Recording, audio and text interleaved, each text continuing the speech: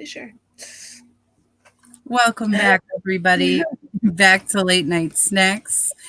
I am your host, Irish Melly, along with the beautiful DeWanda. We are here to bring you guys yet another character review from Stephen King's The Stand.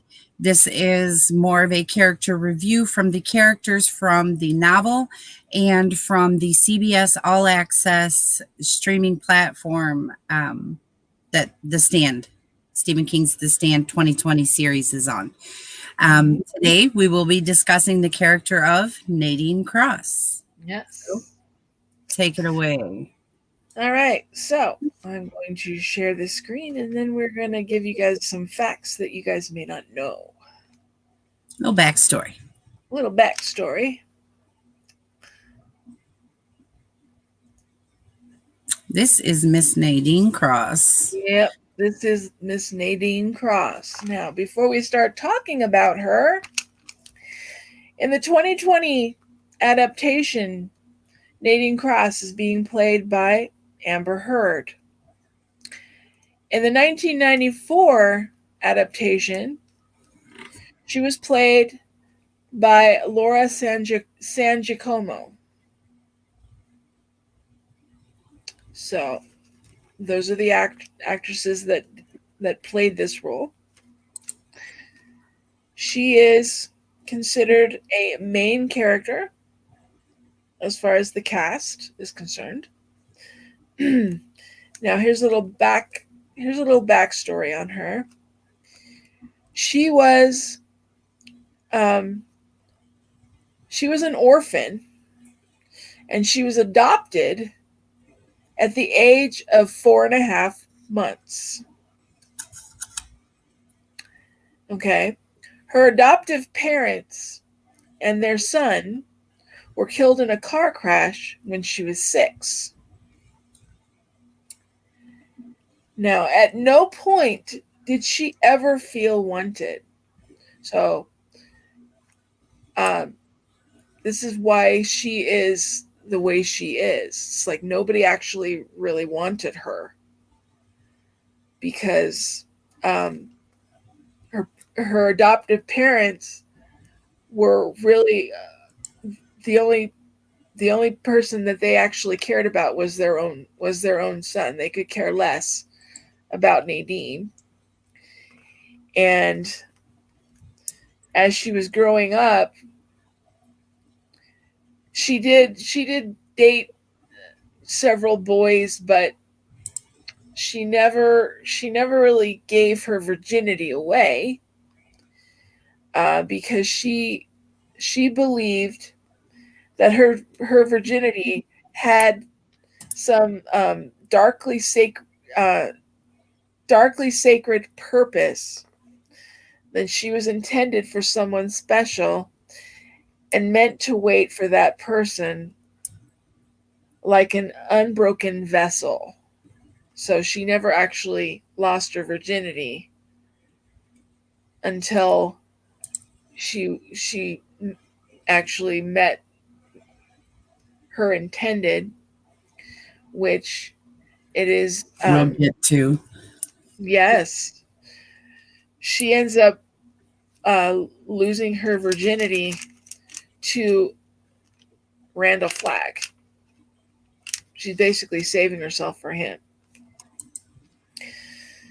And yeah, at the time of the plague, she is 37 years old, and she's a teacher. She's a grade school teacher in New Hampshire. And while she's searching for survivors, she actually comes across Leo Rockway, who is a 12-year-old boy who she ends up calling Joe because he's not, at this point, he's nonverbal. He's very scared. He's scared of everyone, and she ends up taking him under her wing. And she says she calls him Joe because it's what she used to call the kids in class when she would blank on their name. Well, yeah, she had a hard time with names, so that was her way of actually giving them a name, but that was the one name that she would always remember. Um, so obviously she has a very dark past because she feels very unwanted. Very traumatic past, we'll say. She has a very traumatic past, and she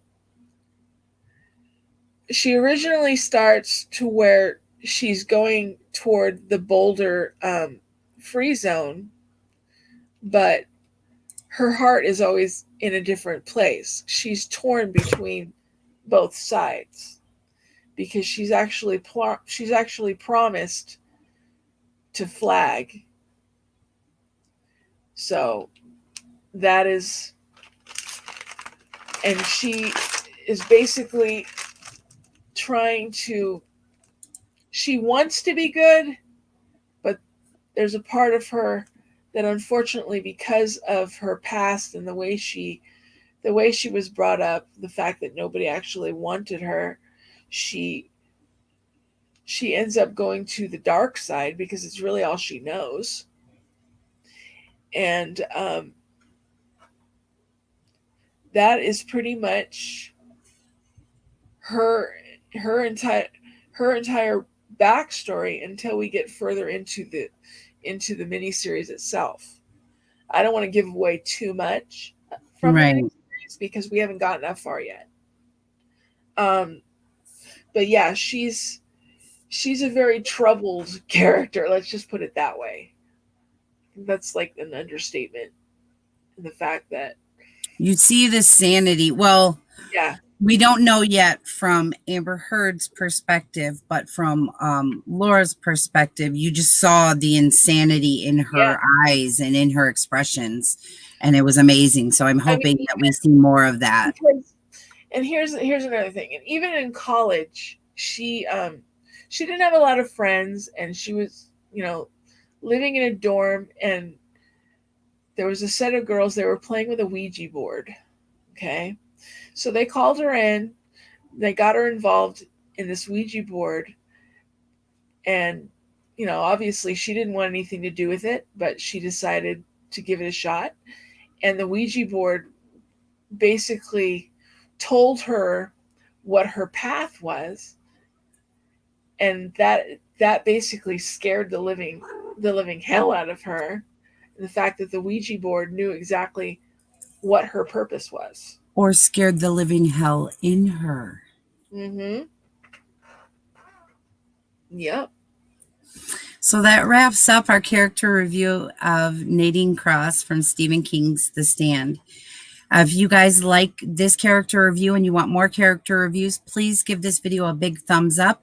And if you haven't subscribed, what's going on? Subscribe and hit that little bell that's like right down here, because you want to be notified every single time that we upload. We upload multiple times a week, and we have plenty character reviews that you can check out in a playlist. And we have a lot more character reviews coming at you, along with our regular stand coverage on Thursdays. With that, we're also going to be starting RuPaul here really soon. Get ready for the new year. We got a lot coming. And we also have a special New Year's Eve stream coming. Wait, this will happen by the time that already happened, right? So go check it out. Yes. So go check it out. It's like time travel here. We love you. We love you for being here. Be kind to yourself. Be kind to someone else. Time travel away. Woo! All right, everybody. We'll catch you guys in the next one. Bye, guys.